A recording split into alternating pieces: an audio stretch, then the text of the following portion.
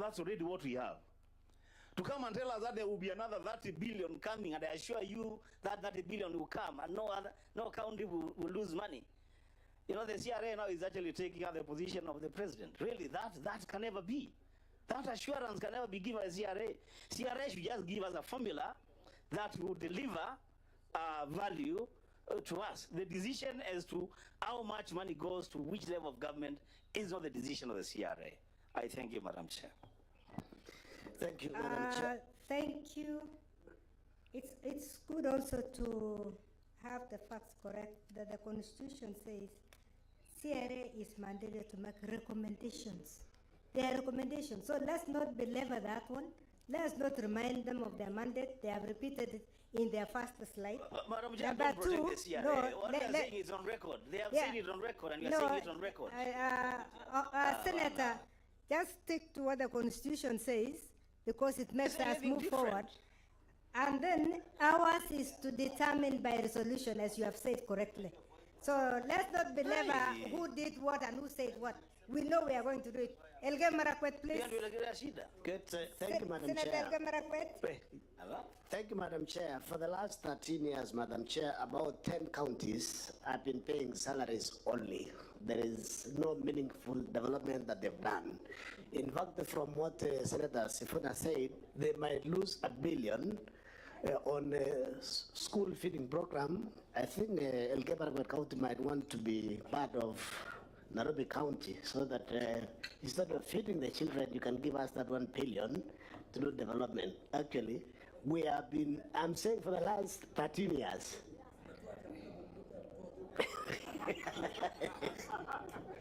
For the last 13 years, Madam Chair, about 10 counties have just been paying salaries. So I thought this formula now is coming in to help the 10 counties so that we can do something. Otherwise, in another 30, 40 years, some counties like Elgeyo Marakwet County will look like Kenya compared to Singapore from 1972. So we are happy, slightly happy on this particular formula, and I want to beseech our colleagues, please let us speak soberly, let us debate and see how we can help the small counties to grow. In fact, I thought with this particular formula, the minimum that should go to a county like Elgeyo Marakwet County, Lamu, Vika, should be 6 billion. But I've just seen Lamu is moving from 3.3 to 3.9, Elgeyo Marakwet County 4.8 to about 5.3. We'll still have a problem. So please let's discuss soberly, and we trade in. We need to push and ensure Treasury allocates the 417 billion, so that at least at the bare minimum we can accept and go by what CRA has given us. I know it will go to the Finance Committee and we'll discuss as House, but I'm asking colleagues, please let us also be fair, so that we don't just continue paying salaries. Devolution was not meant for salaries alone. Thank you, Senator. Senator Tana River Mogatana. Thank you, Chair. I wanted to add my voice to congratulate the presenter, the chair for CRA. Sitting here, I think you've done a decent job, but it's upon us to germinate the product that is here. The one question that I wanted clarified, and I hope, Madam Chair of the session, you'd give her an opportunity, and colleagues, if you can allow me, maybe even we carry it towards germinating the final formula.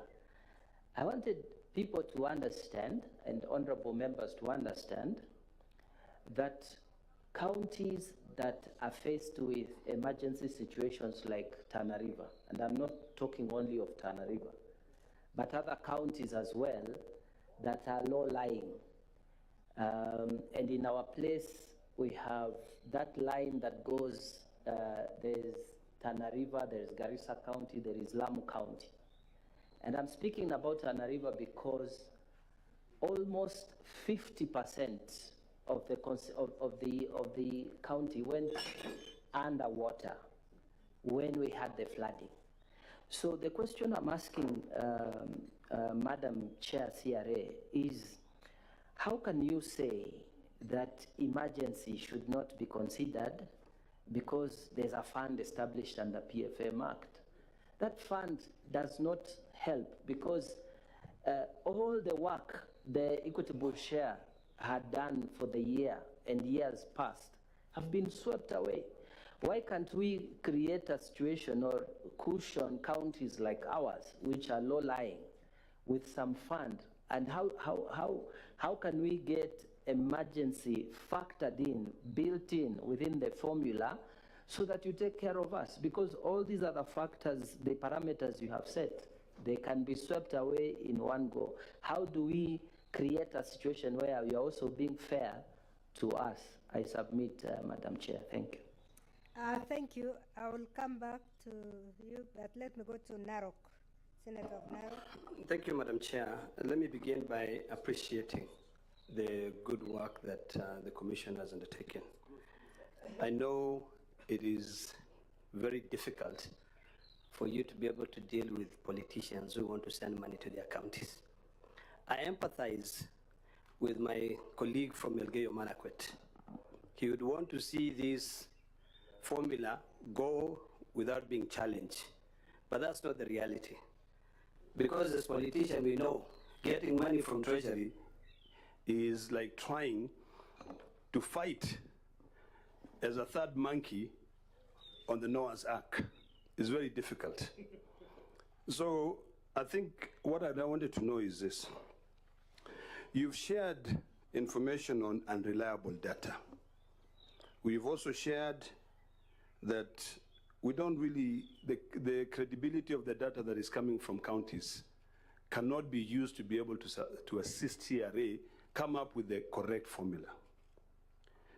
What, according to you, would be the best thing for us to do to approach Treasury so that at least Parliament can allocate an additional 50 billion or like 450 billion to counties so that all counties get money? Because the current formula that you are proposing, knowing very well that we had proposed to send 407 billion, was it 407 billion to counties? But then we came back and they said 380. We fought you to 387. We are not sure we'll ever be able to get above 387. Maybe next year they might even come back and say, you stick there. If they do that, and we've passed this formula, how will I face the people of Narok when we lose almost 311 million back to them? So the question is, based on your recommendation, because it's now upon us to go and internalize this, what is the best way to proceed if we are not sure of getting additional revenue? Do we stick to the third generation formula and move with those parameters? Or do we then make sure we put our foot down to get 450 billion and adapt to a new parameter? Because of course I want Elgeyo Marakwet to make money, but I also do not want to lose money as a county of Narok. Thank you, Madam Chair. Thank you, Chair. Senator Meru Embu. Asante Chair. Yangu mimi simpongezi chairperson wa CRA kwa sababu kitu ya kwanza wakati devolution ilianza au watu walisaidiwa sana na mambo ya devolution, na miaka 10 hawajafanya upelelezi waone ile pesa wamepatiwa kwa kipindi ya miaka 10 wakiwa ni marginalized community wamefanya kazi namna gani. Kwa sababu tukiwa maseneta tumeenda county kama Turkana, county nyingi, na wamepatiwa lot of money na taxi wanalipa ni kidogo, lakini hakuna kitu wamefanya hiyo pesa. Sasa hii kama Embu tutaruhusu. Kwa hivyo mambo yingine mpaka iangaliwe. Kwa hivyo mimi ningesema CRA kitu ya kwanza ingefanya upelelezi waone hiyo pesa wamefanya kazi na mradi, alafu ndio waongezewe pesa nyingine. Na sisi tunalipa a lot of tax. Kwa hiyo napinga. Embu inapinga kwa sababu tunaruhusu pesa. Thank you, Senator. Senate Oversight Fund to you, Mr. Speaker. Senator of Machakos, then I'll go to... Thank you, Madam Chair of the session. Mine is just to complain like other senators about the 32 counties that are supposed to be losing while others are gaining. We are all equal, and we need and we demand for equal share. So every count should be allocated equitably, because like Machakos, we are losing more than 300 million. And just now, when the chair of CRA was speaking, she said that she will make sure that no county loses, and already we are losing. And so most of the projects are stalled because they cannot continue, because the allocations that is there and what they had planned to do, they can't do it now. So me personally, I can never vote for this. We need equal share of allocation to every county. Thank you, Chair. Thank you. Let me go back to Senator of Eddie, Senator Eddie. Thank you, Chair. Chair, I find myself in the same precarious situation, just like the Chair of Finance and Budget, because I'm also in the Finance and Budget Committee, and I'd given a lot of feedback when this formula was first presented to us by CRA. I appreciate the effort that the CRA has put, but I am a little bit disappointed on some parameters. And I'll say them. Honorable members, please let's listen to one another so that we don't repeat. If we allow members to be heard, especially the members of the committee that have already interrogated, it will help us move. To a generation. And there are going just to be 4 comments that I think that I'll reserve myself to our position or my position, because we are going to, hopefully I'll be finance and budget and I'll help with this together with the chair there. But the first principle that I wanted the CRA to actually look at, because we talked about this, what do you use as a base year in developing this formula? The base year cannot be futuristic, looking at what you hope to gain from the vertical share in future. The base year can either be the first year of devolution or the current year that we are in. That's the first principle. Because if you pay your formula on a futuristic amount of the future, you cannot get your formula right. The gain that any county is going to get is not as a function of the formula, but as a function of increase in revenue that is not going to happen when the vertical share increase is registered.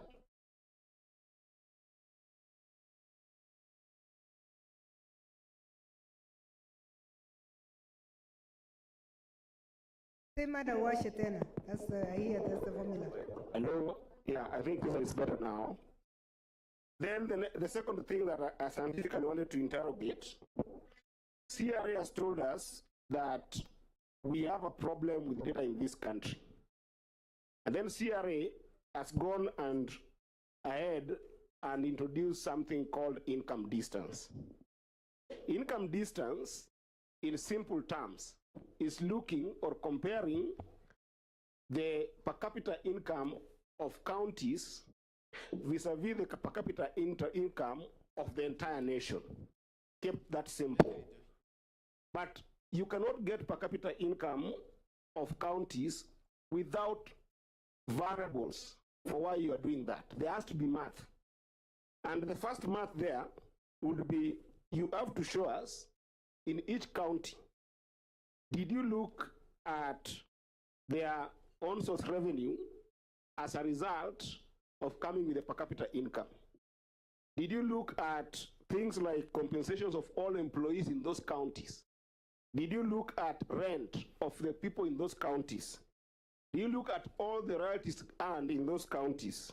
Did you look at all the interest they make in those counties? And did you look at any other businesses like small enterprises in those counties that are not registered in the National Register? So I think that it is so untidy to even try to introduce income distance in this formula, because what you're going to do is that you're going to need the entire variables that computes what an income distance mean in economic terms. So that is the first flaw, because if there is somewhere where you need data, it is income distance to calculate that data, and it is not there to be able to calculate all the parameters to come up with an income distance. So it's not going to work. The third comment is a comment on geographical size. Article 6 of the Constitution defines this country's territorial integrity as both water and land, because there are communities that don't depend on land, they depend on water for the economic arrangement.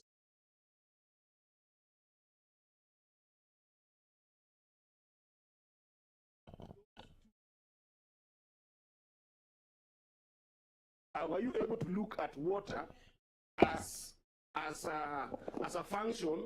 Because if you go somewhere like Migori County, where almost a third of the population is dependent on economic activities in the water, the government there finds himself investing in water economic arrangements that is part of the money that is coming there. So that parameter is not well interrogated. The last one, Chair, population gets about 42%.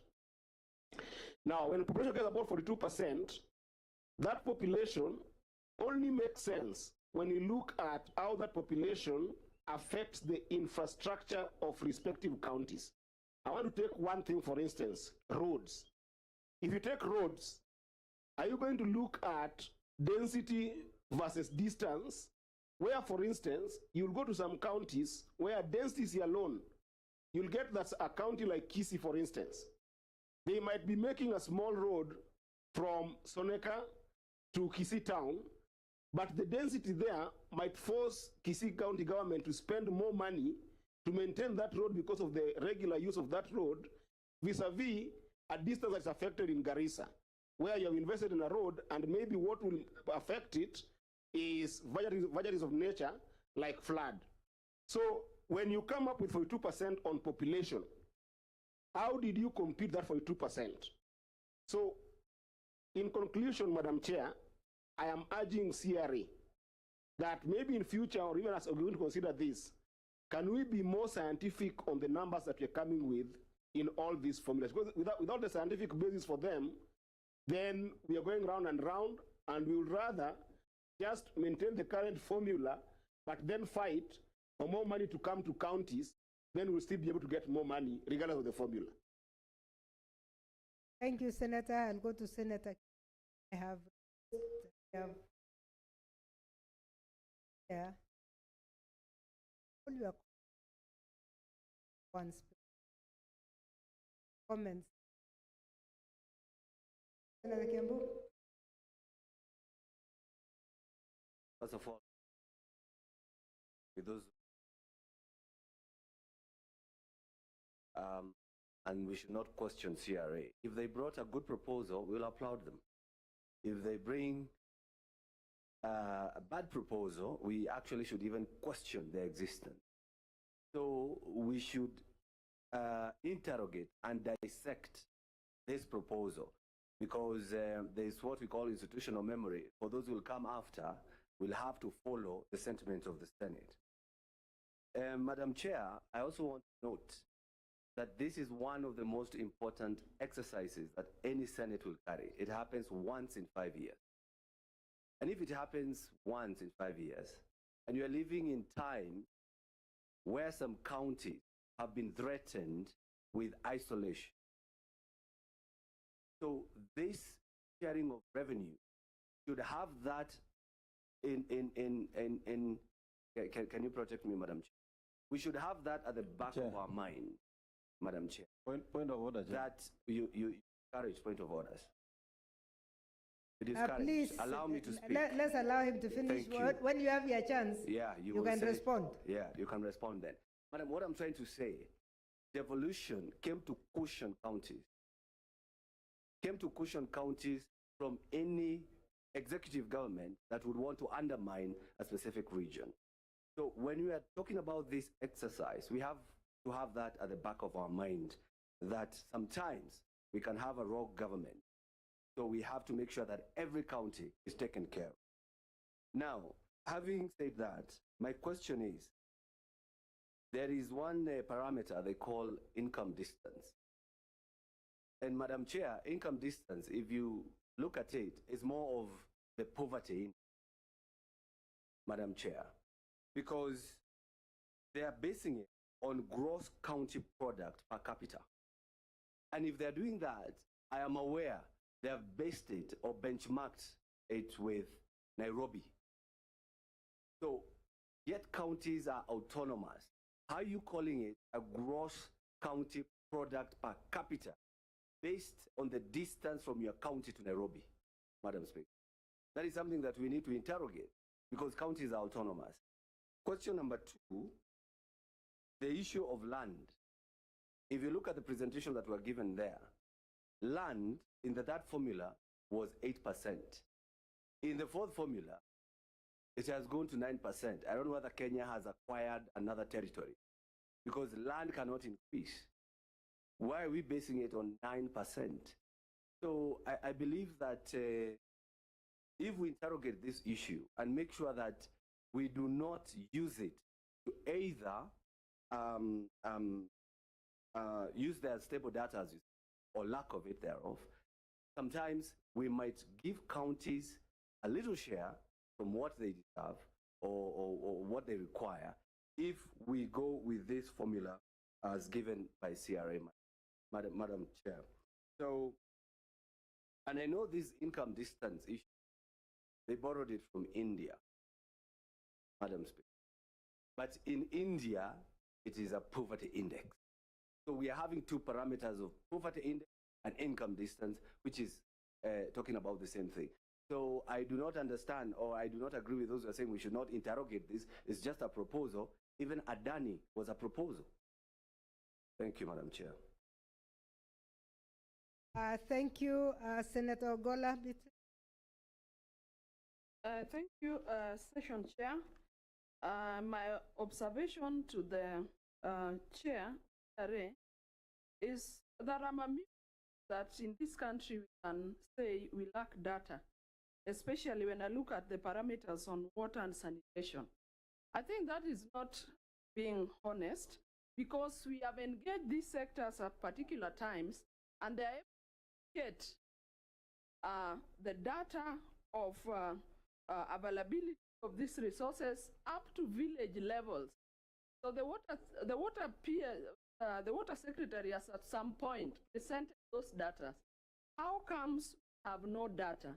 Unless, Chair, the indication of the lack of data is meant to create a vacuum for somebody to do as they want. And 2, Madam Speaker, I want to get what is the take of CRA on this affirmative action. I know the Senate has voted against it, but I can say recently I was in that, and you could that offering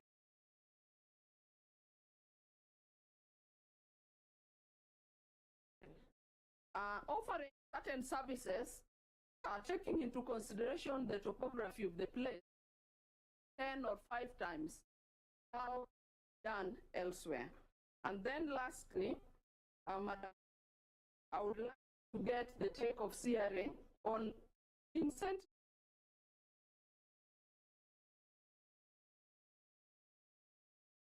Use of incentives as a way of allocating resources. That is, if a county is able to use as expected or not, are they able to introduce incentives?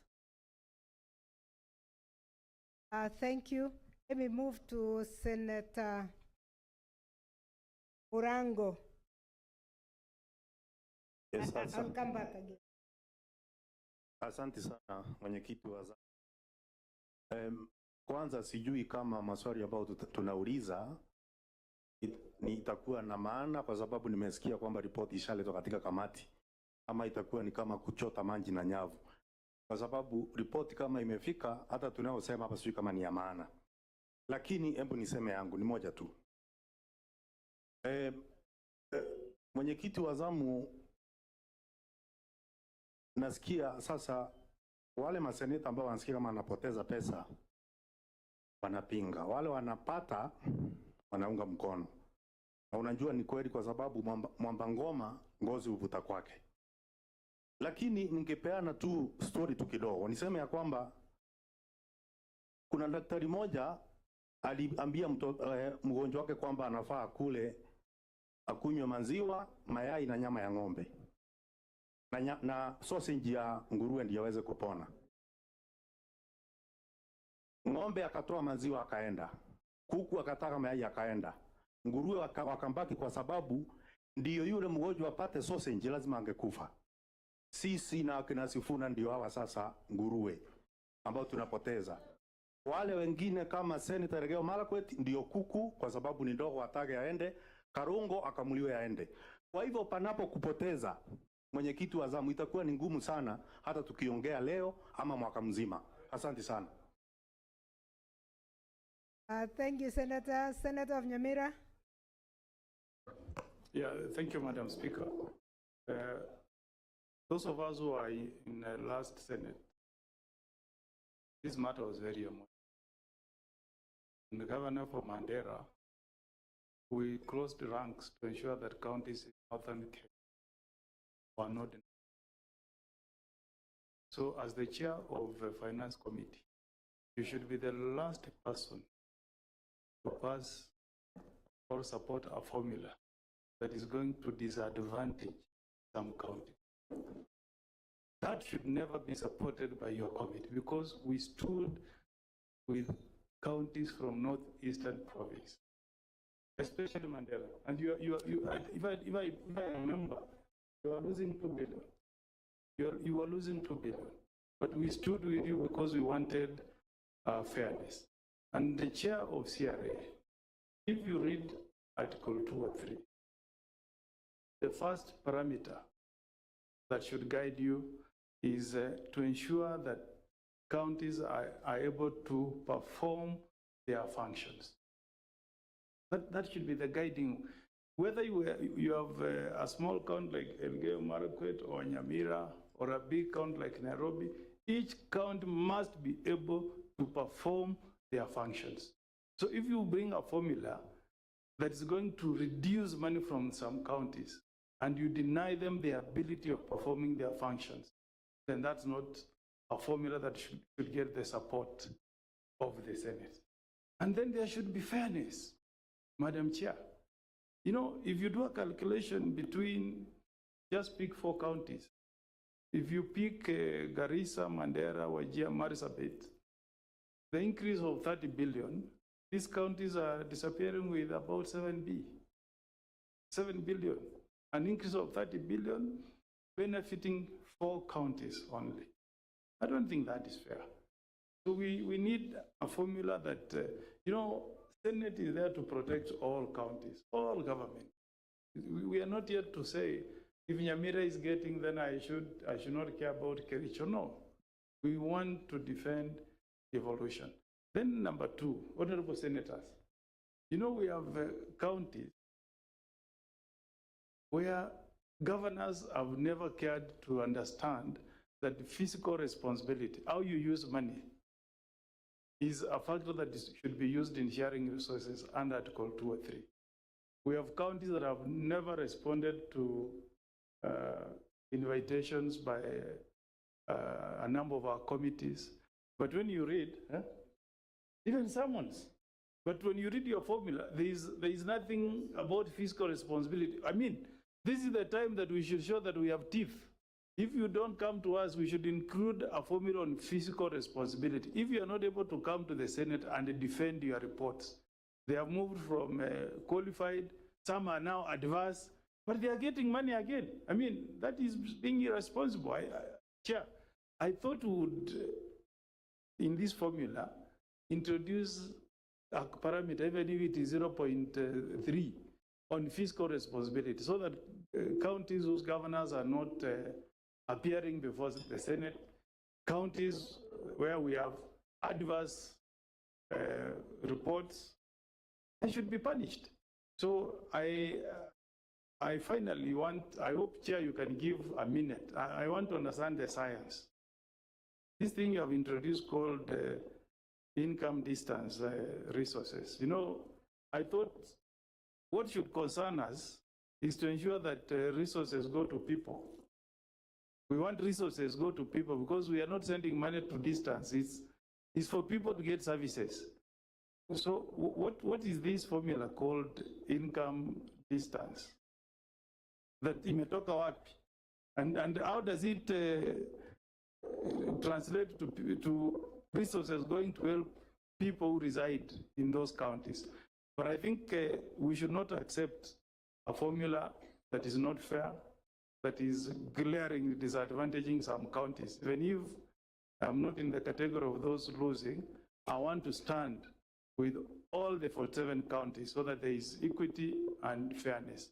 So I hope you will just spend, even if that will not change, Madam Chair, let us understand, because when you go to the House and we want to tweak and change this formula, let us at least have the benefit of having been explained by CRA how they arrived at the formula that is before us. Thank you, Madam Chair. I'll go to Majority Leader, then come back to Narok. Can I proceed?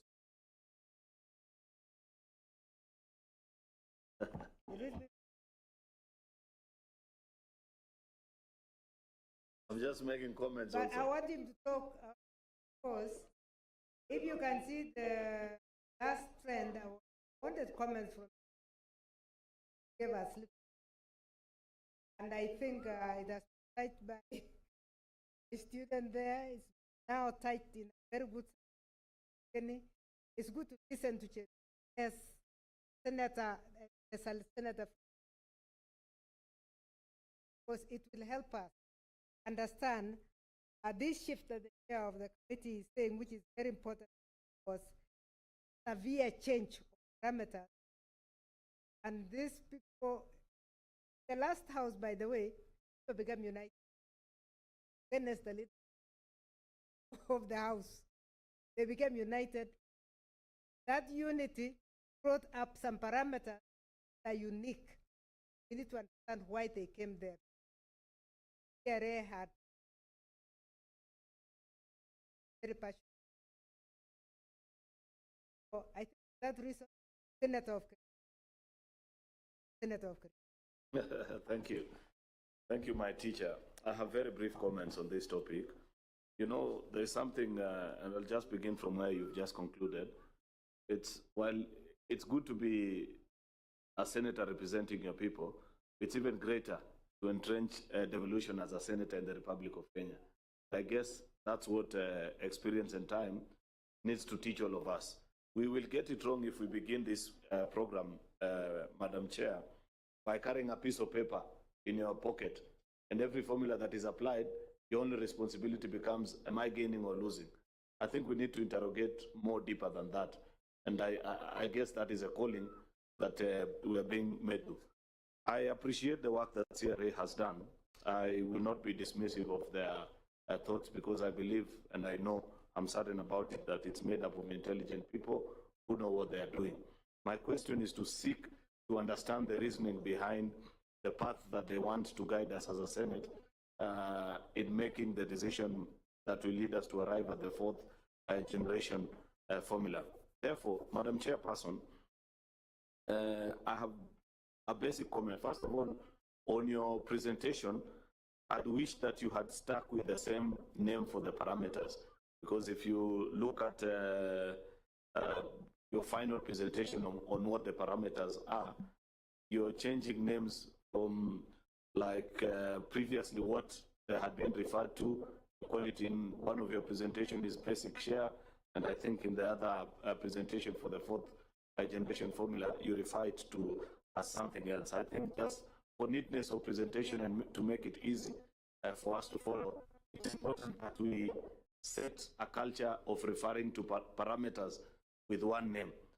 And that should help you to appreciate what, especially on the four parameters that don't vary, in the second, the third, and the fourth generation, which is population, basic share, land, and poverty. because it features in all the 4 of them, only that the weights are different. For example, in the second generation, population was at 45%. You've reduced it to 42% in your proposal. It would be nice to know what would be your reasoning, why you think now it's a lesser weight, same as basic share, which you want to upscale from 20 rather, to 22%.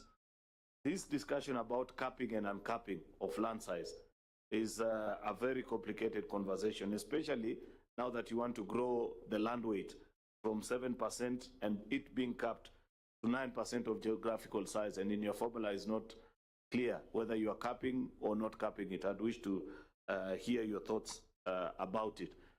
On the issue of data, you know, CRA is not just another commission. You occupy a very important place in our country, where you are the commission that is constitutionally charged with the mandate of guiding the country on a path towards stability and equitable share of resources.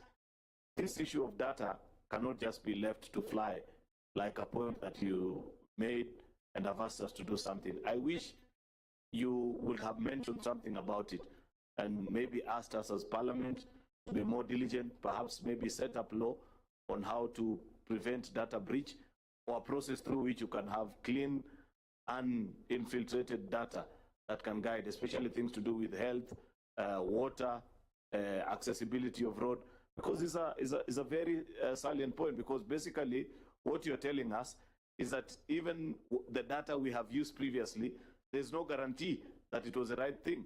Maybe somebody played some games on us and we believed that that is accurate information. Therefore, I wish now that this is past due, that when Robert's committee consider this conversation, that they can lead the House into either coming up with some legal framework on how to secure, on how first to collect, then secure data that will help us.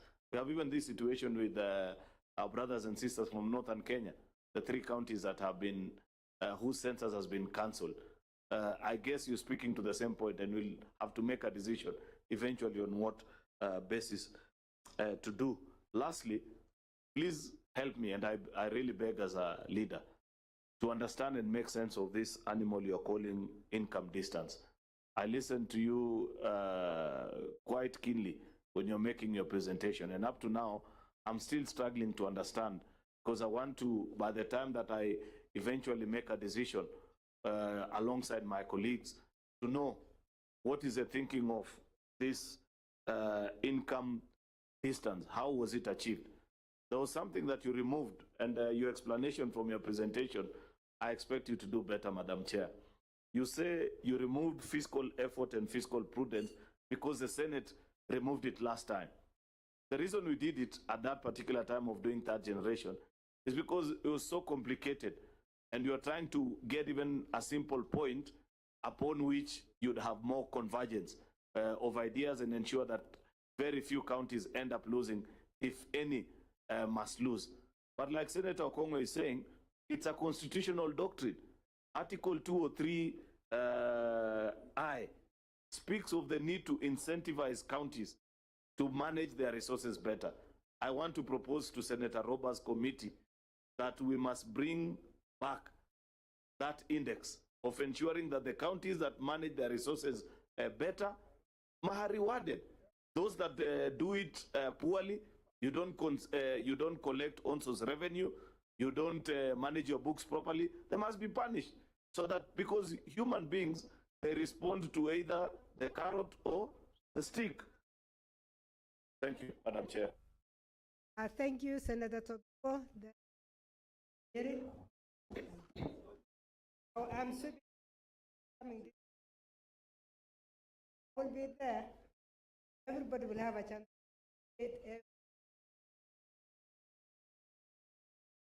Okay, thank you, Chair. Yeah, whereas it's natural for everybody to try and pull, you know, the rope towards their direction or the direction of their individual counties, I would want to, as much as possible, take a global view of all counties and what is fair, and in terms of distribution, and what is equitably reasonable for all counties. Madam Chair. Madam Chair, I wanted to support the submission by Senator Mungatana that the parameters should include, it's very important that it includes an emergency index, because there are counties that are prone to emergency situations like droughts, floods, fires, Madam Speaker, and all this should be taken into consideration. Madam Chair, the essence of devolution was basically to address historical disadvantages of various parts of this country, Madam Speaker.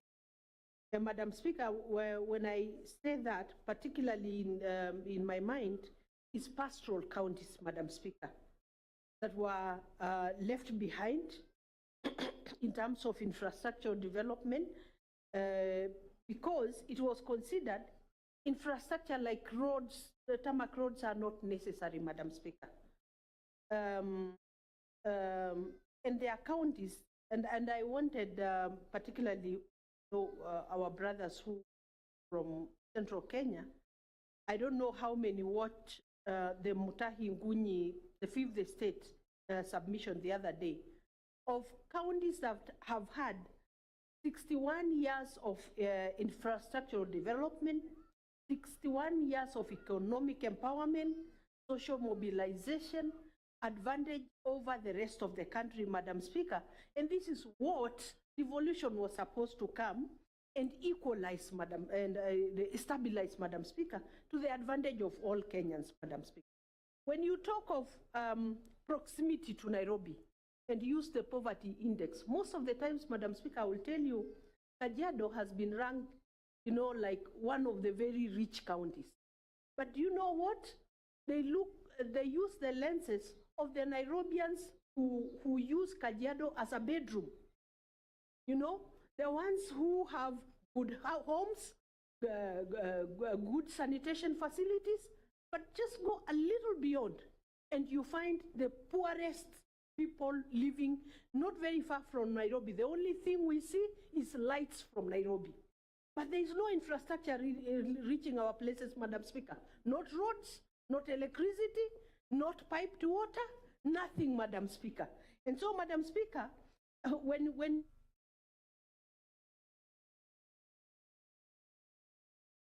off and on? Yes.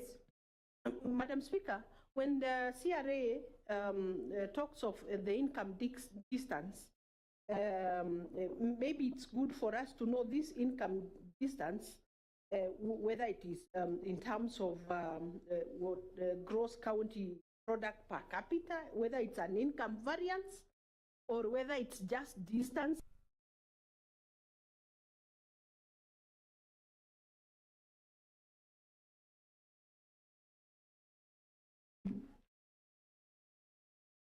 Because, Madam Speaker, for some counties like our proximity to Nairobi has disadvantaged us. It has disadvantaged us a lot because it's considered that we have the facilities, we have the income when we don't, Madam Speaker. So, Madam Speaker, it will be very good if this income distance is specified, whether it's an income variance, and also know that those who are earning well in Nairobi are looking for spaces elsewhere, but it doesn't mean the rural population is benefiting from their presence in our counties, Madam Speaker. So it's good that we are clear on what is being used, Madam Speaker. Thank you, Madam Speaker. Senator Nyeri. Thank you very much, Session Chair. Most of what I could have wanted to raise have been said by my colleagues, but there is one thing that I thought I could have expected to hear from the Chair CLA, and that is on the population growth, how that has been put in. On the landmass, that one, it is something that needs to be discussed quite further, but most importantly, fiscal prudence by county governments We must create an incentive for those who are able to generate a lot on their own source of revenue, those who are quite accountable on the expenditure, but most importantly, also create a kind of a punishment index that will ensure that those county governments that are not prudent in their expenditure, those which have a lot of queries from the Auditor General, that are also made to answer for that. And that the only way that can be done is to ensure that, because this is also a political tool, if the governors are made to pay for their own unaccountability, then it will discourage more and moving forward. Because it is, of course, a question that we keep on asking ourselves. 10 years after devolution, what is it that can be shown by some counties? While others have done very, very well, there are some who have done very, very poorly, not because they don't get the resource allocation, but because there is a lot of misuse. And I think these are some of the issues, and I think Senator Roba, these are some of the issues that we must look at. We know we have governors who are supposed to appear before us, and they do not, because they don't think that the Senate is important. This is now the time to show them that physical prudence is important when it comes to the allocation. I thank you, Session Chair. Thank you, Senator of Taita Taveta. Yeah, thank you, Madam Chair. When we were doing the third basis of revenue sharing, we had agreed in principle that no county would lose money. No county would get less money than what they received in the previous year. That's what we agreed. In 2020, when we were doing the third basis, we were in a very unique situation, because then the parameters were changing and the variables were changing. We were using 2019 census data, yet the previous year we were using the 2009 data. So we were in those problems. I think having agreed that no county should lose money, the second thing should be, there are those very small counties that get very little money, making the counties almost not viable. The counties of Tharaka-Nithi, Taita Taveta, Elgeyo Marakwet, Lamu, Isiolo. There has to be a way of cushioning them. Maybe ring-fencing some little money to make sure that these counties get extra coins to make them more viable. Madam Speaker, I don't know how would, Madam Chair, I don't know how would do that, but there has to be a way of cushioning them and having them get slightly more money. And there should be a parameter, Madam Speaker, for those counties that are ravaged with human wildlife conflict. I don't know how we'll do it, but it's really problematic, because we get a lot of income from tourism as a result of wildlife. But in the parameters, there's nowhere where we put a parameter to cushion the counties of Kajiado, Taita Taveta, because they are ravaged by the issue of human wildlife conflict, Madam Speaker. So that would be my submission, that let's look for a way of getting a parameter to cushion the areas and regions that face human wildlife conflict. Number two, we need to cushion the counties that get very little money, making the counties almost unviable. Thank you, Madam Speaker. Yeah. Thank you, Senator.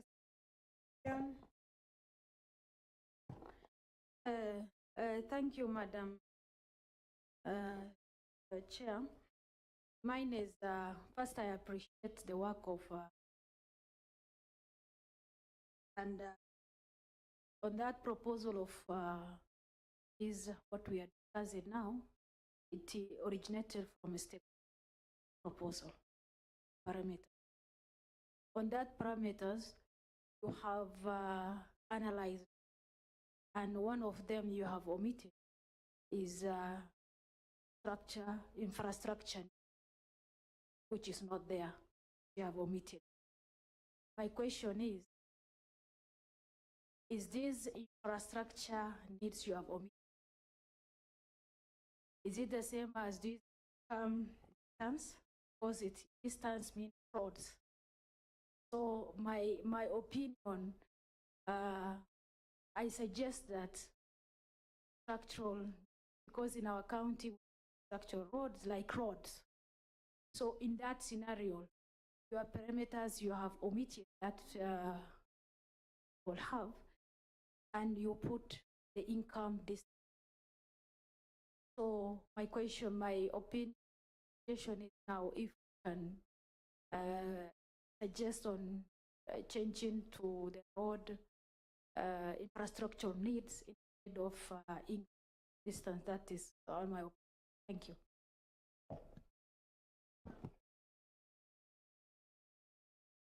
You go to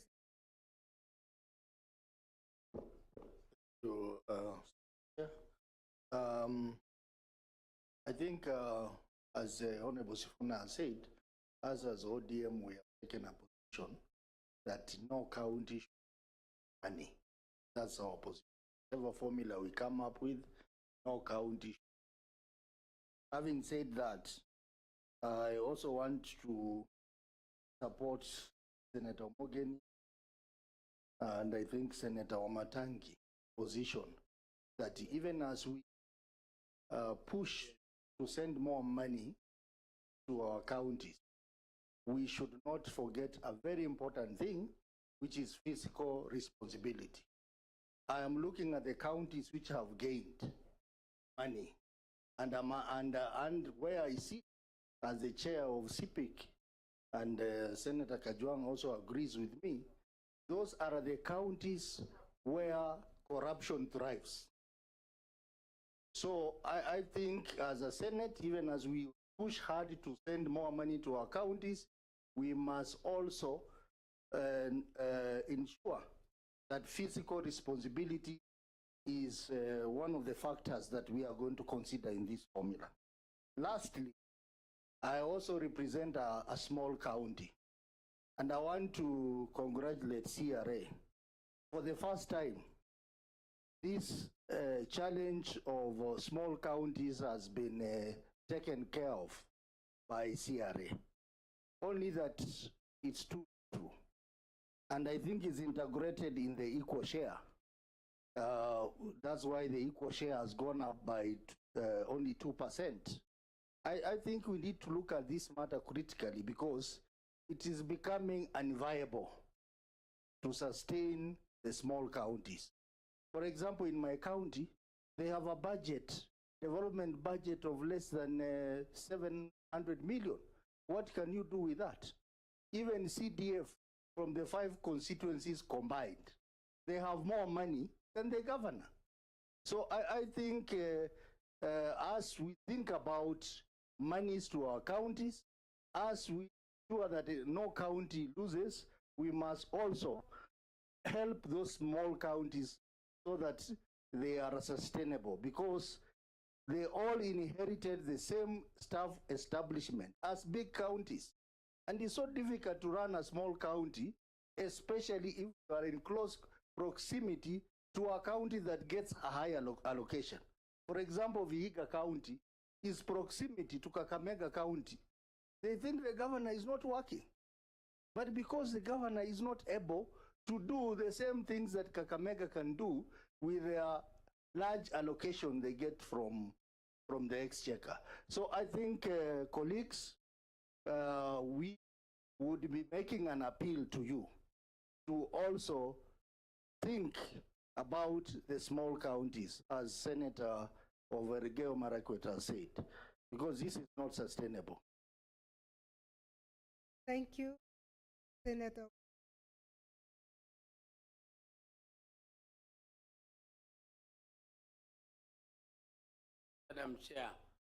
Madam Chair, I also want to thank the Commissioner of Revenue for the presentation. And Madam Chair, it's important that we don't keep on language and new formulas, so we successfully, effectively implement the ones we. For instance, when presented last year, I was quite concerned that the CRA was recommending allocation. Some counties don't deserve that fund at all. And yet that fund has a time limit. It is not a forever fund which is going to be our budget. It was meant to address the quality allocation. development, which was as a historical injustice meted out to some counties, particularly the ones northern parts of our country. And this money was actually meant to bring equality to development. And when the formula is presented to us, and even the counties benefit from the fund, they are not actually the ones which benefit from the fund, some of them. And I'm wondering, now that that one is going to be up, now you have come up with some distance, which it's facing poverty index. And the poverty index was a very well thought out formula, which I don't think should appear and replaced by a language which we have not weighed very well, which we don't understand, applicable in other jurisdictions, but in our country, coming up as a new concept. I don't know whether it is exactly placing both poverty, there's food poverty and absolute poverty, and there's county poverty, checks and so on. So together taken, why don't you even rationalize that poverty index instead of using another language? Confused. So, Madam Chair, I hope that the equalization fund is going to be used to take care so that no county loses on this formula, and no county loses, and then effectively and deal with those factors that are equalization. Thank you. Thank you, Senator. Senator. Thank you very much. First, let me start by thanking CRA. First, say that as a senator was engaged, having looked at the formula and we are gaining in terms of the formula, but I'd like to say that our position as the senator is important for that no county. I think that is the basic formula I would like to see in the Senate, that ensure that there is no county that is going to lose money so that another county can. Number two, I do support the need for the introduction of the responsibility parameter, because that is what ensures that the money that is actually for the purpose intended, and it also shows proof and evidence that the money was properly used. But on the parameter of increase on own source revenue, I have an issue in terms of consideration of that parameter. Because in the past, from experience, you would find a county that has increased its revenue by just 10 million. And that was their target, and it is perceived to have done extremely very well, and they get the funds or the reward for increase on own. But you would find counties that have increased their own source by 300 million, 400 million. But because that was not the target, they then don't earn from the increase of own source revenue. So there will be need, that parameter is going to be for further detailing of how a county then qualifies in terms of own source revenue. Finally, on the issue of small counties like my neighbor, Elgeyo Marakwet County, and I think of other counties like Lamu and others, I think as a Senate, and for purposes of making sure devolution works in all parts of the country, and knowing very well that there was a very good reason as to why those counties had to exist, however small. And then I would suggest that there will be need the equitable share from the current figure. Probably every county should get an equal share of at least 6 billion. The rest of the money then can be applied to the formula and the parameters that are part of the current formula. Finally, I would, well, I know CRA is not the right entity to us, but maybe any one of us, probably the chair of lands or the chair of security will tell us whether counties like Migori, Lamu, where do the boundary of Lamu County lie? Does it lie in the international boundary, the waters of Kenya, or just the land? Because so that when you are considering the mass of the county, I think then Lamu, the boundary of Lamu, the farthest of this, where the boundary of Kenya is, because that should be also considered as part of it, so that the formula can also effectively apply. And for Migori, it should be somewhere in Lake Victoria. And so I know that may not be serious, but if somebody could have some information, probably to. Thank you. Thank you, Senator.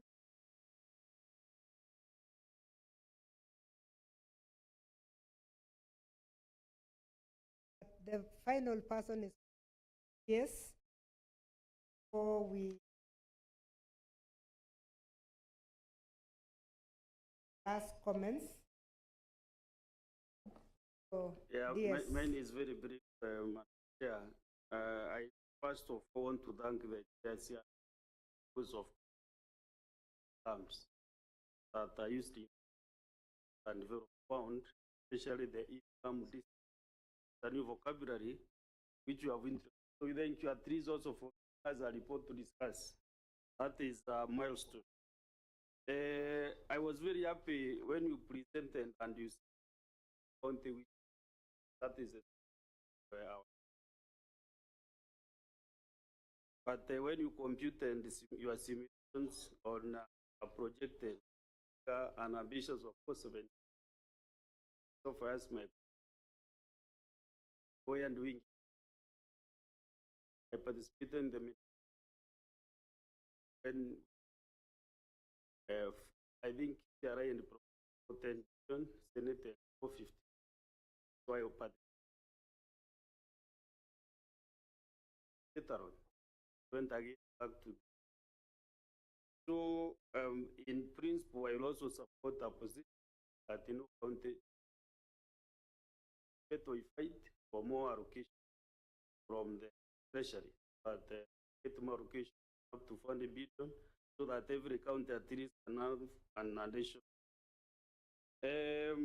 I want to slightly differ with the senators as suggesting that we punish counties, governance, those with queries, absorption of development funds. When we slash money, not punishing, we are punishing giving that account. Therefore, Senate has been given another power under Article 181. So when a rogue governor is brought to the Senate, they have not agreed as a Senate that this governor out of all positions, this governor out of for another interest. Therefore, I think we are preaching water. I would love to see a governor who is go to the Senate, and then we all of us that order for the 7 delegations, this governor, so that county can. We have cases that have been brought to the Senate, but cutting budgets for the counties for mismanagement, that the Senate should say and make that the article constitution so that they can get their district.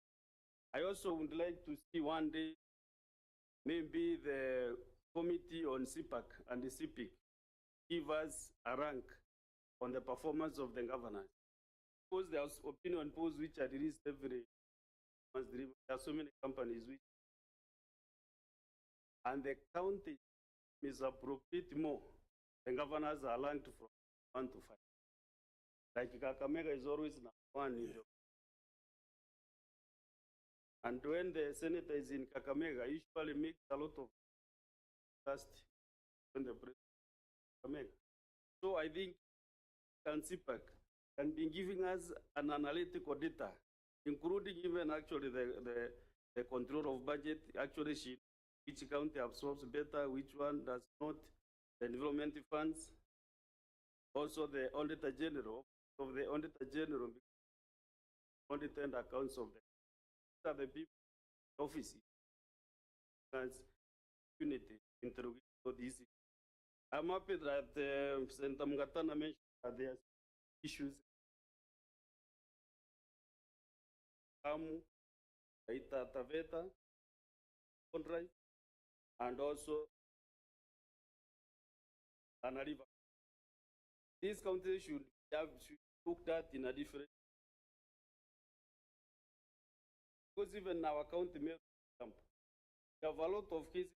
I think you can see an elephant which the person and it.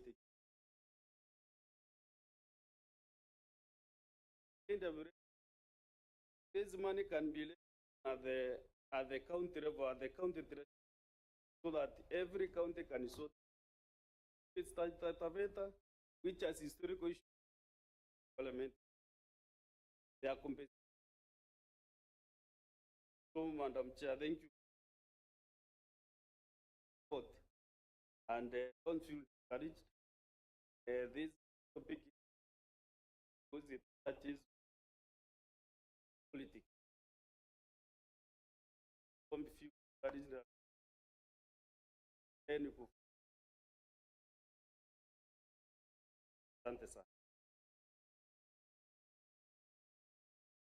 Thank you very much. Yes. The number. Honorable Senators, we are now at the tail end. This topic is one of the most important ones, and the ones in fact very important that fairness is beginning. Only seen, only done, but done. The chair of CRA, we have given you a lot of issues. I think it's from the changes that we made on the parameters. We want to hear your comments, very brief comments, because I think we are still going to have a session, the committee calling for another session. In the last one, we actually had 2 or 3 times CRA. About 3 meetings with CRA. So this is only the first time posed to the senators, not discouraged, because we worked on it 3 times before actually we did. So I'll be expecting the chair of the committee give us a way forward from moving from here. But because I don't think we are going to answer all the 25 senators, we expect clarify where there was negotiation. The main issue is the changes in parameters, changes also in the titles that have been used, because the if you names goes with something, some values are lost, some values are gained. Thank you to comment that one. But I still think the Senate recommends the last, the third, that formula be very useful. We are going to give more feedback to the please look at that one, because by the time the senator said 50% will be should be implemented as per second formula, it was extremely serious because members were feeling there was too much shift. So I want you to make your comments now, then we'll allow the chair of the committee to make his as a way forward. Otherwise, I don't know whether we managed to capture the essence of table. Senator Alwale, you still have a comment on the table that you want to highlight? Because the table came, but you had on the formula that came out. If you can mention that, it can also go into records. By the way, everything we are doing is being recorded so that the next meeting will be better than today. Thank you, Chair, for that. Myself, but just confirm that the retreating Committee of Finance will be able to come out the proper tables. I take the presentation from CRA as just one of the that will inform the Senate when we are now working. Thank you very much. With those remarks, therefore, before Yes. next remark. Actually, after she. Yes, Sorry. I think it was his after. Just one point. Because I challenge from this, I would like that much as I was impacted, but even that parallel counties run a very dangerous risk. A county like Kajiado, for example, because of its proximity, will not enjoy anything. Machakos will lose out. Kiambu will lose out for the reason that they are just near. This is something that I think one of the questions was for her to explain exactly. Majority leader said he doesn't even understand what it is. So let her clarify that, then we'll be more informed to go to the committee. Yeah, let's allow her 3 minutes or 5 minutes. Yeah, 5 minutes, and then Chair, 2 minutes, because we needed to have started at noon exactly.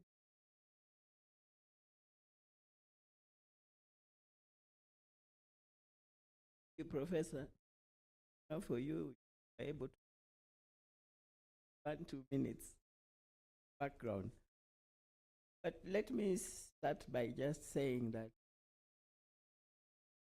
formula is not budgetary, it's an allocation.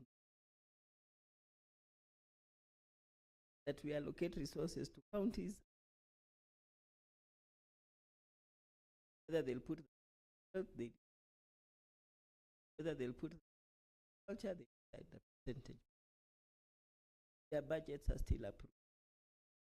So it's not a budgetary, it's a tool to ensure they get resources and they share them to their respective areas of priority. I want to start with the scientific. He will give you the scientific explanation. And just for clarity, Director, please start coming forward. You will. I think you better come forward.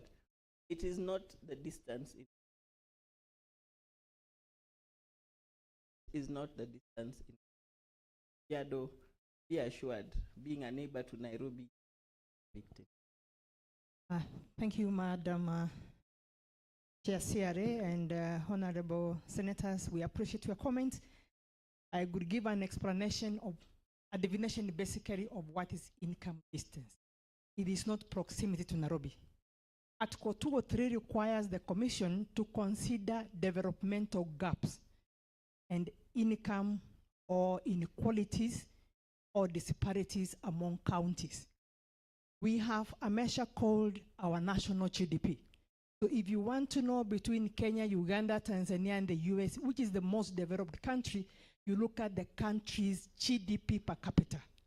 Now, the Kenya National Bureau of Statistics has calculated the GDP, which is the gross national product for Kenya. The Kenya National Bureau has gone ahead and calculated and releases every year the county GDP, gross county product. So if you want to know which county is the least developed, then you use the GDP of that county. And that is what the Commission is using. What is the GDP of Mandera, Wajir, Nairobi, or Kajiado?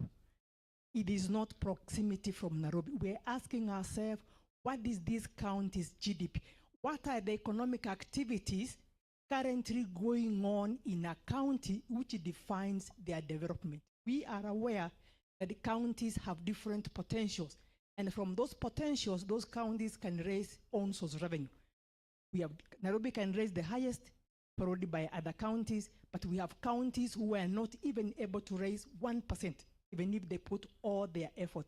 So it is an effort by the Commission to address the developmental needs of counties. And it's in the interest of this country that the counties who are lagging behind, devolution came to help them. So the county, for example, with the least GDP is the county of Mandera. The county with the highest GDP is the county of Nairobi, followed by the county of Mombasa. So what are we measuring? We are measuring the gap between the development of Mandera, which is the least developed county, using the county GDP, from Nairobi. Everybody is supposed to move forward. But then you don't hold Nairobi where they are. So when you subtract Mandera from Nairobi, you have a gap. And the gap is maybe 0.67. Now, when you subtract Nairobi from itself, you get a 0. You don't allow Nairobi to get stuck where they are.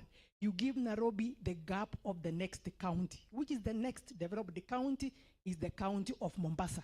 So Nairobi and Mandera have the same distance, which is 0.26. You use those gaps to calculate an index. It's on basis of that index that we are allocating counties money. We are trying to correct for the developmental gap, which is part of Article 203.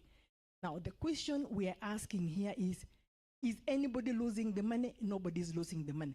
Now, we have borrowed, yes. If you look at our formula and our constitution, we have borrowed from the other countries. South Africa has been here with the formula. The second commission borrowed the sectoral approach to the formula from South Africa. Now, the first commission, which did the first two formulas, borrowed their formula from India. The commission has gone for also benchmarking, and the senators used it correctly, that the shift between the second formula and the third formula was so huge.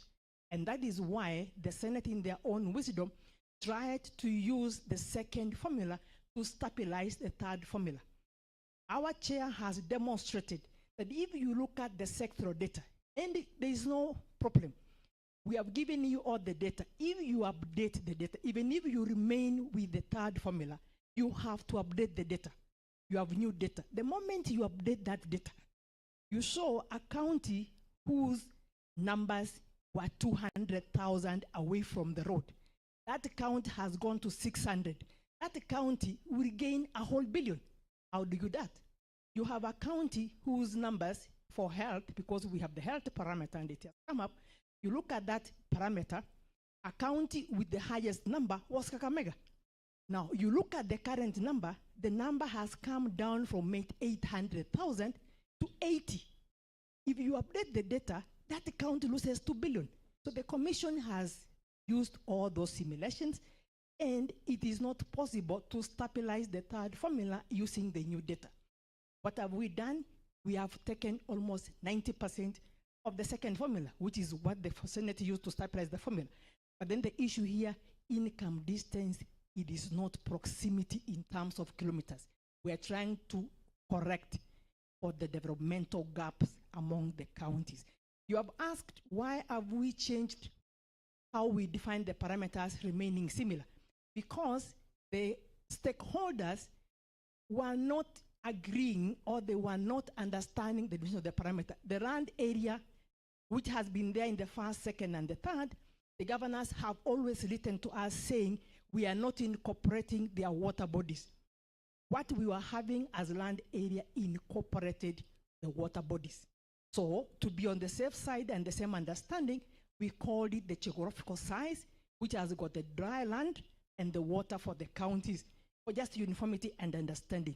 And therefore, for the senator who asked, yes, we go all the way to the territorial waters, be it in the Indian Ocean or in the Lake Victoria, because the sum total of the county sizes gives you the constitutional size of Kenya in the constitution.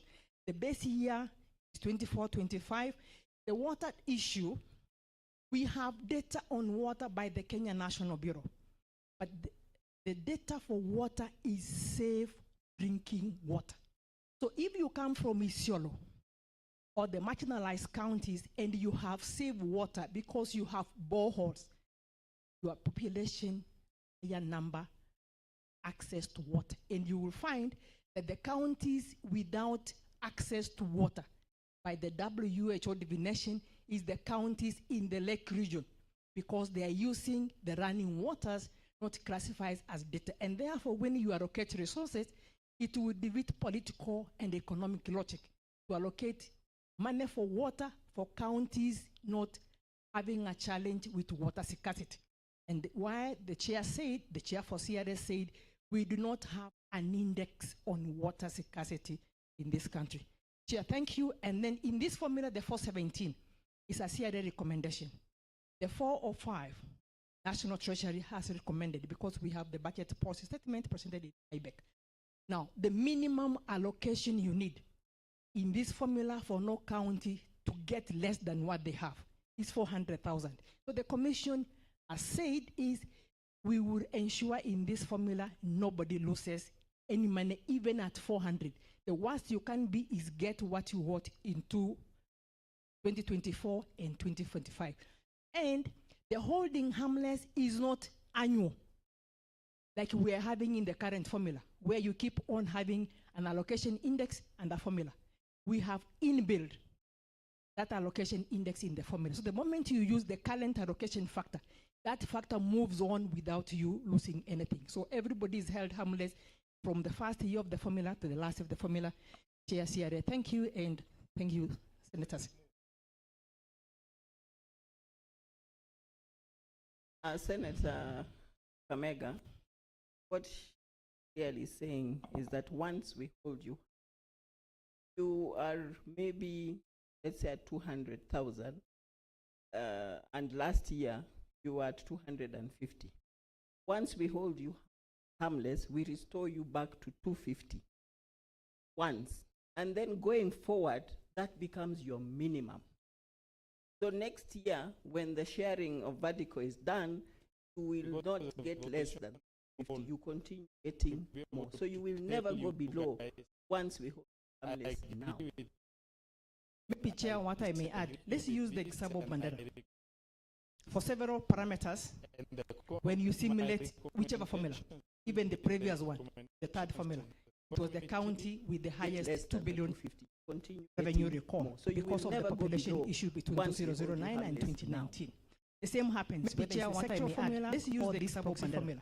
So then when you run the simulation, when you simulate negative whichever formula, Kakamega even the previous 1.4, the third formula, what happens at that level with the highest you return revenue record to Mandela because of the population issue between 2009 and 1.4 billion.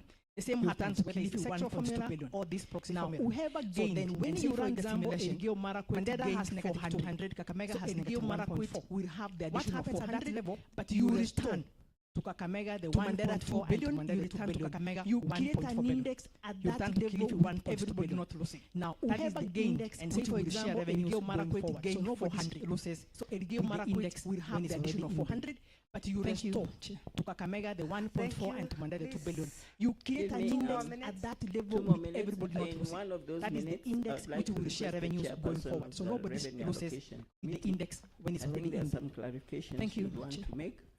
And as she comes forward, give me standing there. 2 more minutes. In one of those minutes, you would like to request the chairperson of the Revenue Allocation Committee. I think there are some clarifications. It is a commission decision. And as she comes forward, our commissioners who are here there are the ones who, Senator Wambua, you are in charge of that subcommittee. Is it a commission? The Revenue Allocation Committee.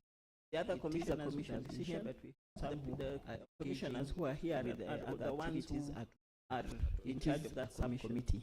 The Revenue Allocation Committee. The other commissioners would have been here. Some who proceed engaging 1 minute with the other activities is a commission decision. You introduce yourself, because when the others introduce, you can use the other microphone. 1 minute. The mobile one. You introduce yourself, because when the others introduce, you can use the other microphone. Thank you, the mobile one. Chair. I'm Fatuma Gedi, Commissioner Revenue Allocation.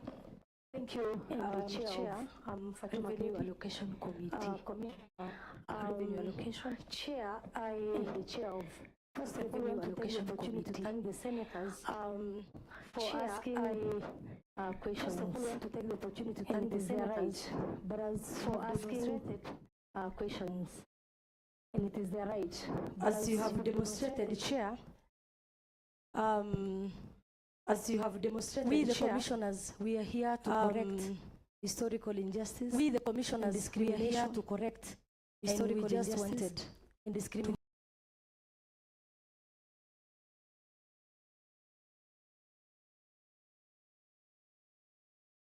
Everybody just wanted, that is what we have presented, to have Chair. Everybody on board, and that is what we have presented, Chair. The reason why we have moved away from sectoral, you've again demonstrated moved away from sectoral, you've again demonstrated. So again, I want to plead with the senators in the House, plead with the senators in the House, follow up with KNBS, so that this country can have reliable data. That is where the problem is.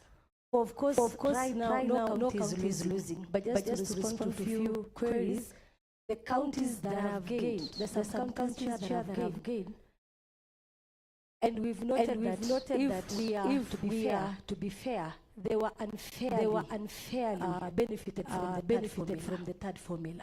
So as commission, we do not want to sit and do the same mistake. We wanted to correct what we have done. For why land area moved from 8 and population 42.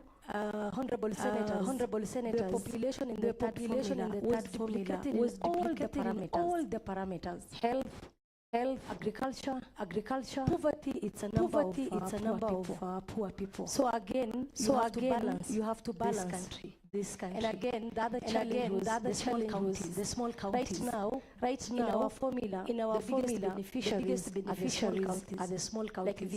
Like Vihiga, Tarakanidi, Elgeyo Marakwet, those who have been really crying for additional allocation. So, Chair, mine is just to persuade the honorable senators that the powers lies with you. Ours is just to recommend. But again, we have to be very objective. We don't want to look my county is losing or another one is gaining. Let's look at the entire country. They are the half and they are the half. So let's balance all that and we move forward together. Thank you, Reverend Kedi. Commissioner Dr. Wayaki, half a minute, please. Half a minute. My time being moderated here, and I need it. Thank you, Chair. I think I just want to add that the majority asked what are the challenges we have with data, and I would want to tell the Senate that is a bill that came to us, the county statistics which would be important for them to consider and approve it because it would help us to deal with the data challenges. If you look at 7 counties, only about like 4 counties do the statistical abstract. In terms of beyond the KNBS, if we have reviewed data from the counties, that would be important. And the county statistics, they will help us. Thank you. Thank you. Chair and Professor, I think most issues have been addressed. Most of the key. Some of them have been indicated. We have recommended. It is Senate to determine. I think the income distance has been clearly explained. Senator Muranga, we only need 12 billion to be able to hold everybody harmless. National Treasury has proposed the figure 405 billion. We were with them at the IBEC. So that figure is 6 billion what we require to hold the counties harmless. I think it is clear that we have a problem with sectoral data. I do not want to explain further on that one. Senator Sifuna just want to tell him, just want to tell him, this is a zero-sum game. The figure, if one has to get more, one has to get less. So what should we be looking at? We should be looking at how we can have a bigger cake baked at the national level. So that is where we are fighting over a rabbit. We should be looking something bigger than that. That is where actually laying our emphasis. Senator Wambua, you were also asking why are we taking a mandate which is not ours. Indeed, it is our mandate to recommend both vertical, horizontal. So we are in our right space to recommend the 417. Tana River, yes, Senator, we do agree with you. In fact, we discussed it at length. What do we do with counties that face disasters in India, that they set aside a fund, which is there annually, and because we know these disasters will take, and even the senator who indicated about the special problems that other counties have. Yes, indeed. We thought this would fall under our way forward, because we think it is indeed very important, because we're not able to secure ways and means of ensuring that is set up. So that is set up. So that is we are going to recommend. Senator Narok, what is the best thing? To get more resources? We need the higher support. We really need to ensure that we bake that cake, and we need to support the national government in doing. Senator Embu, of course, we told you are not losing, and no one is losing. Senator Eddie wanted to know the efforts of CRA, and the issue of GCP has been said here clearly. We deal with the county gross product, which has already been developed. So by the time it is being given, we are picking it. It has already all those factors you were talking about. On the issue of geographical size, it has come out clearly. Yes, indeed, it includes the territorial waters. It's not just the land. On the issue where Senator Kiambu cushion counties, then there was another issue of cushioning small counties. Indeed, please in summarize, this formula, because a number of the items are cited by your colleague. yes, we have actually cushioned the small counties. What Senator Magina asked again, Article 203, that clearly explained. Basic share, indeed. We agree with you, Senator. A majority important that we harmonize our technology for equal. I think generally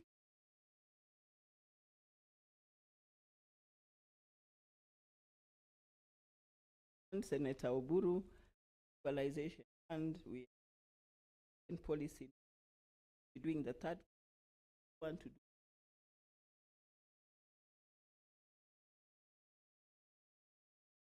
Yes, counties.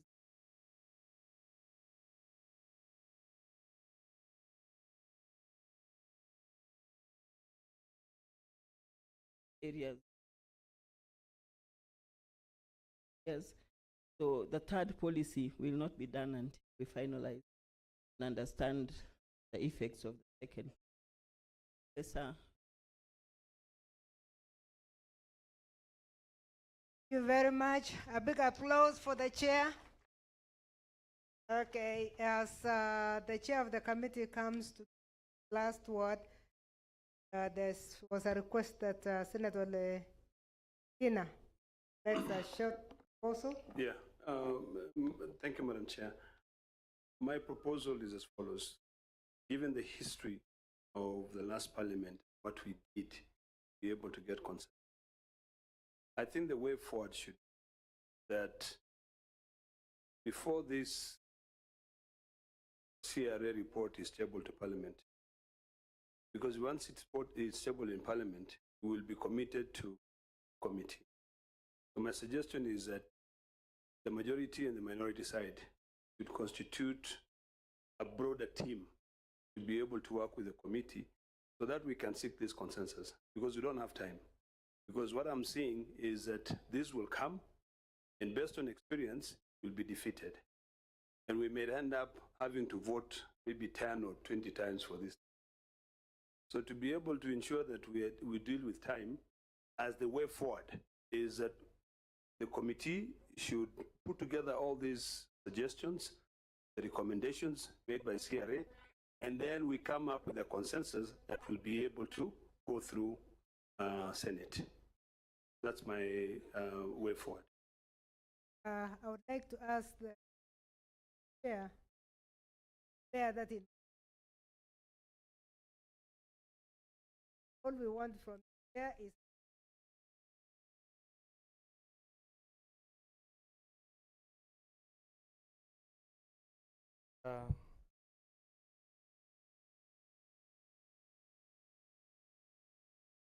admit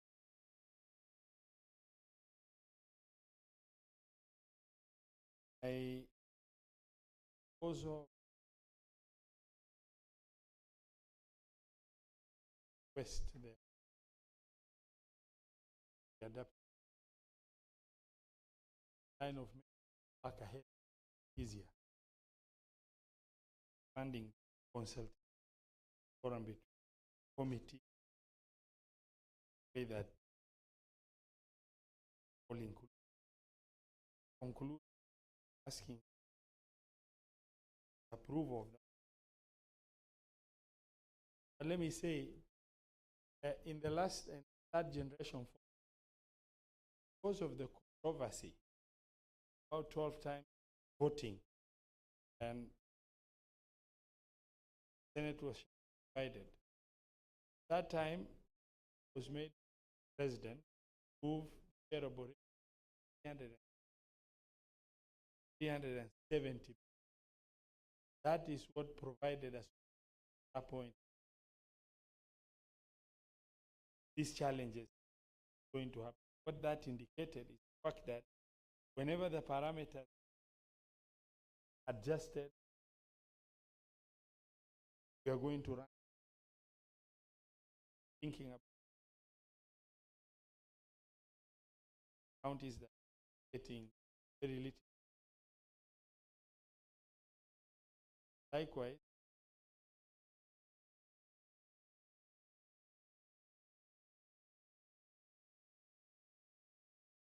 after the 12-time voting, shareable revenue 17. I believe 54 billion. That in that and also looks apparent that as are not likely to fall. Now work on persuade government that cause of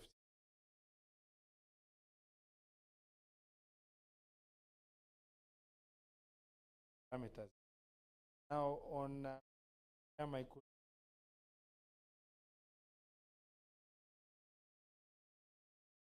Brother Senator Mungatana talked about even if the parameter just form part of the variable, then it will budget.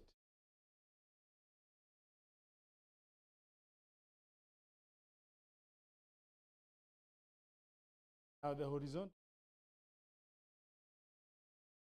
up to county plan put allocation in. So if factored, not factored, county government might intervene. However, when county government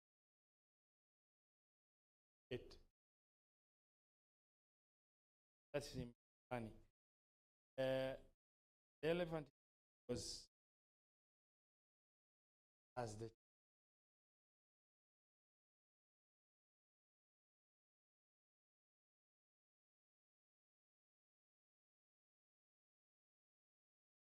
in order to make related to first formula, parameter, third formula. Now, for them to relate to this formula that is not has in terms of that is something with that still come out that is finally from when formula was put rule census some of the factors God willing. Now, before I should have currents that of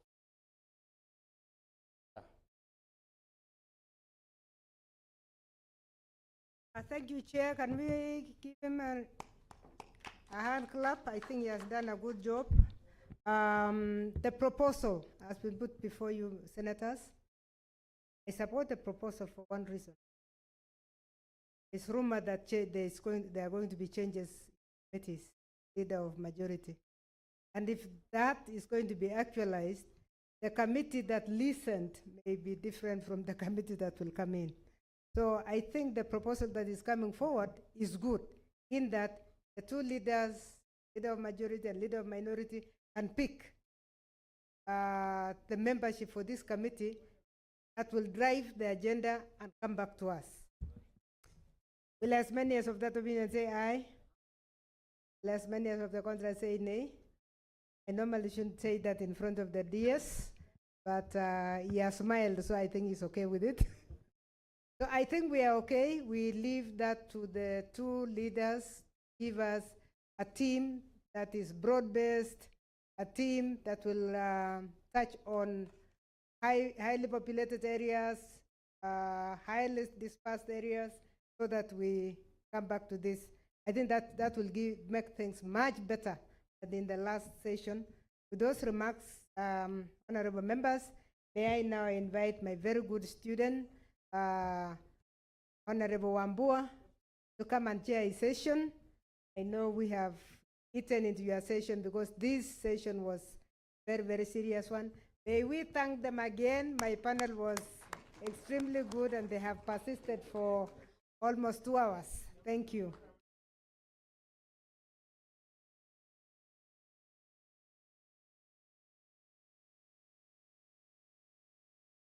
Thank you, Mwalimu. So I want to get consensus that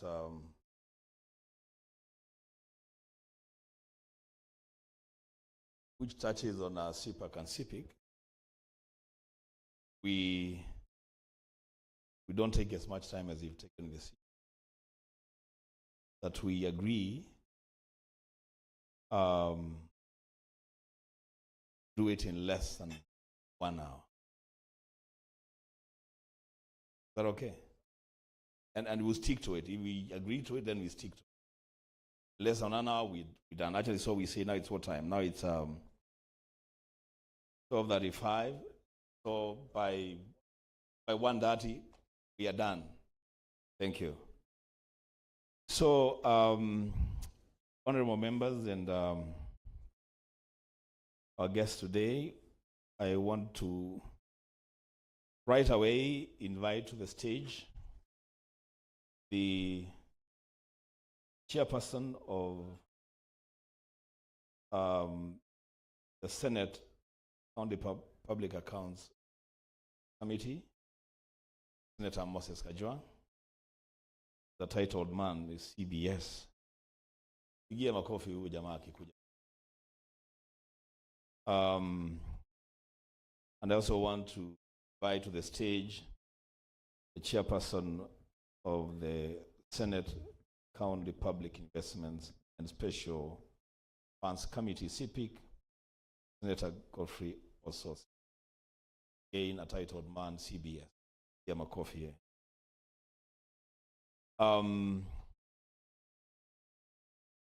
Like yesterday, I had a conversation with the clerk again in the evening. He agreed that I can still ride on the protocols that was yesterday.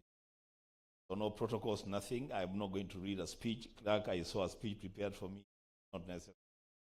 I think that the most important thing to do is to agree with my colleagues here, Senator Kajuang and Senator Ososi, who are the chairpersons of our watchdog committee, the Senate. For some reason, members, this should be very, very, everybody, whatever reason it.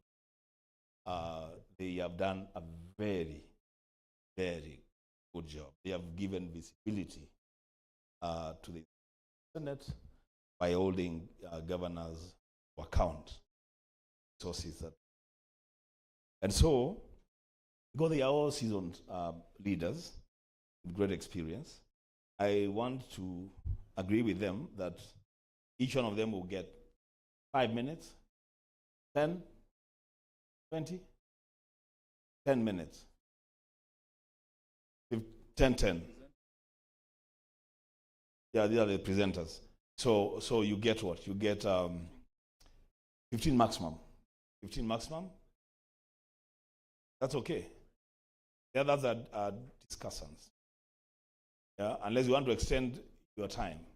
And you have to stick to our time. Let's agree, guys. 10.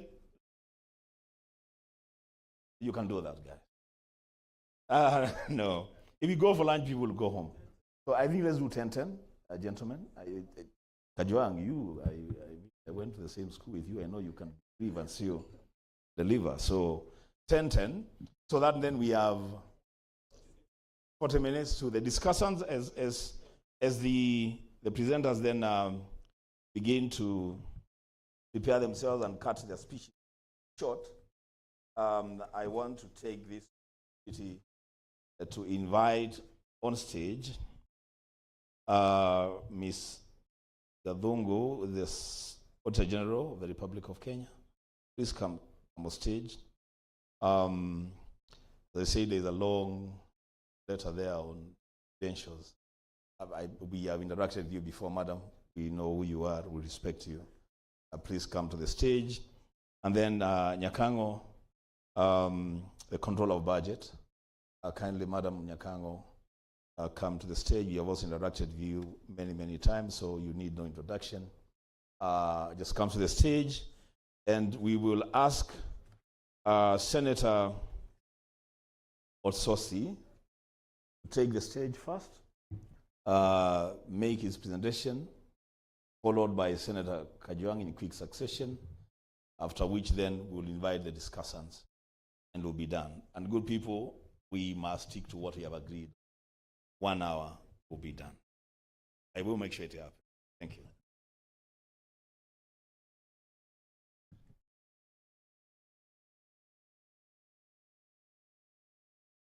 Thank you very much, Session Chair, Honorable Wambua, for this opportunity. I'm going to be very quick, although I would have loved to have more time so that we can exhaustively look at all the issues that we have come across. Let me start by thanking the last Senate for the very important decision made of splitting the larger CPIC committee into 2 committees, the committee of CPAC, committee of CPIC. I think that decision has come out so well because we used to have a huge backlog of audit reports, particularly for county entities. And that this is, in this session, this particular Senate, this is when the committee of CPIC started its work. So we are only about 2.5 years old, but within this period we have done quite a lot. We managed to have over 250 committee meetings. And in those meetings, we reviewed over 504 audit reports. That is spanning from 2018 to around 2022. And we have been able to table 287 reports. These reports are mainly for water companies in our counties, hospitals, municipalities, and the numerous funds that we have in our counties. So far, for water service providers which are in our counties, we have been able to process 82, a total of 82 water companies. And I want to say that this has been one of the major success points for Senate. The processing of audit report for water companies. Most of the water companies, if not nearly all the water companies, were being managed by cartels in our various counties. Counties did not have any role, even though the Water Act gives them the role to manage the water companies. And as a result of our interrogation of the audit report, we have been able to ensure that all the 82 water companies are now owned by county governments across the country. So that I must congratulate my team for that good work. And there were some very, very strange cases. I know, for example, a water company in the northern Kenya where the governor was a shareholder. We managed to deal with that. I will not mention the name of the governor. He's a former governor working somewhere in a serious office in this country. Pardon? No, somewhere, the most powerful office in the land. We also managed to return to the county government of Muranga, the Muranga Water Company, which was a public utility but supplying water to a private farm. And Senator Olekina will tell you it was not one of the easier things to do because of the tycoon involved. And Senator Muranga knows this. We have managed to return that to the county government. So I think this is a major contribution of Senate through the CPIC committee. The issue of funds, we managed to handle 130 funds. There are so many funds in the counties, some of them are similar in many ways. And I want to say that if there is an area of corruption in our counties, is through these many public funds. And I will say something about the bursary fund as I go on. Municipalities, we started this late last year, but so far we have covered 18 municipalities. This is another important area where we had challenges. I would expound on it if I had more time. I'm being told I have 5 minutes. Hospitals, you know, this is an important on-source revenue area. We have also started, and so far, by close of last year, we had 134 hospitals. That is level 4 and above. In considering these reports, especially for water companies, if you allow me to say, there were numerous issues which were almost similar in every county. The issue of non-revenue water. The global standards is 25%, but averagely most counties have huge non-revenue water, up to an average of 35%.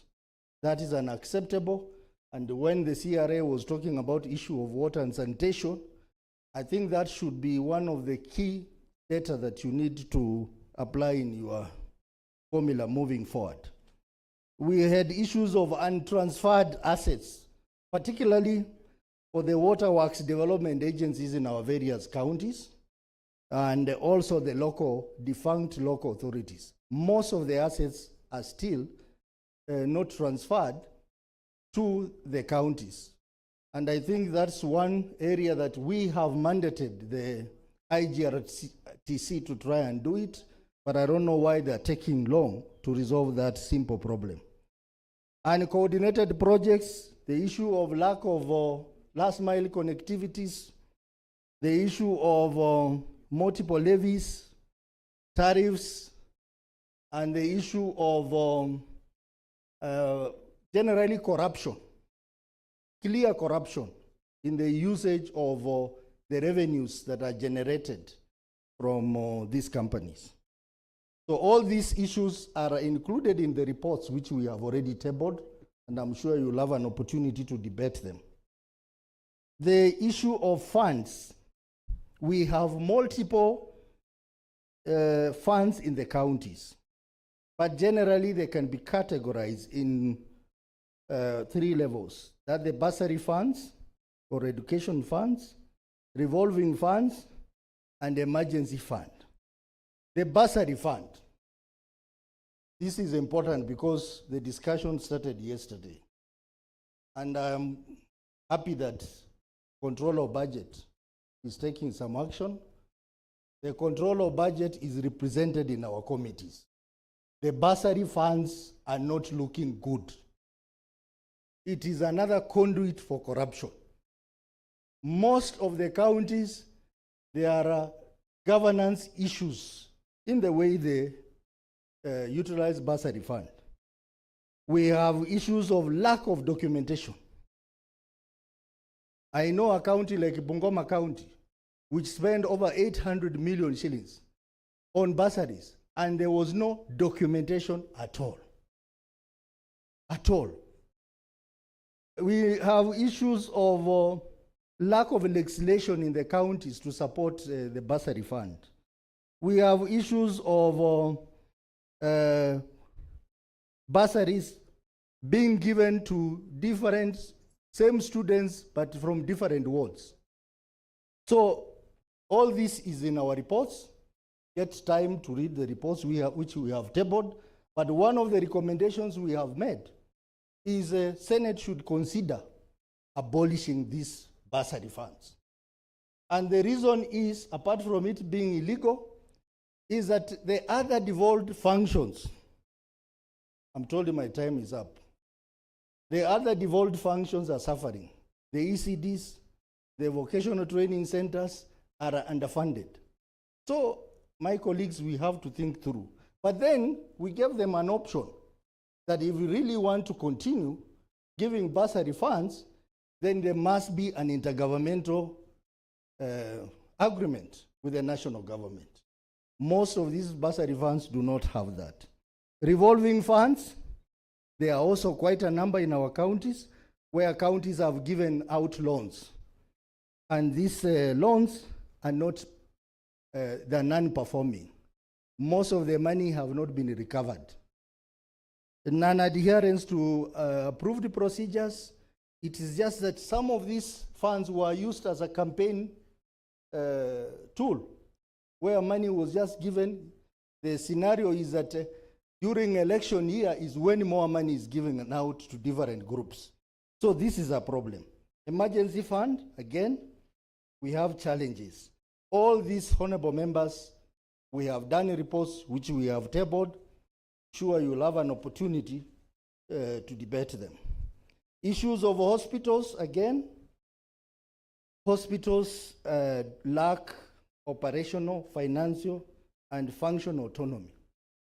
And we realize that if Senate continues with the oversight on hospital reports, we'll begin to see an increase in on-source revenue in those hospitals, because some of the hospitals, money is collected and it just disappears like that. But with this increased oversight, we'll begin to see a lot of changes. Lack of accounting and auditing requirements, lack of internal controls in the hospitals is a major issue, especially the issue of how they manage the drugs. Nearly all the hospitals have an issue with expired drugs. How do drugs expire? They expire because the doctors or the medical staff prescribe drugs to be bought in chemists around the hospital. So the drugs which are in the hospital are now utilized, they end up being expired drugs, and many other reasons. Quickly, municipalities also, we have looked at their reports and we have tabled the reports. Is one key area of on-source revenue that if there is enhanced governance through the CPIC committee, then we'll begin to see an increase in shareable revenue. We have made recommendations of what needs to be done in all those entities. You will have an opportunity to look at. But let me also talk about the challenges, which is very important, and the threats. We have a challenge on frequent postponement of meetings. It is very difficult to have meetings approved, especially with counties which have accountability problems. For example, Isiolo County. This Isiolo County, I think Honorable Majority Leader, Honorable Minority Leader and the Whip, something has to be done about it. The governor of this county is rogue. We have not even been able to successfully do a meeting with him. So the issue of postponement of meetings is an issue, and we may think about making amendments to Powers and Privileges Act so that summons or invitation by the oversight committees are taken seriously. The issue of witnesses appearing without proper responses is common, and the other major challenge is the court ruling. You remember in October 2024, the High Court pronounced that Parliament must consider and conclude audit reports within the timeline set out in the Constitution. That's 3 months. And then the issue of limited capacity of the assemblies.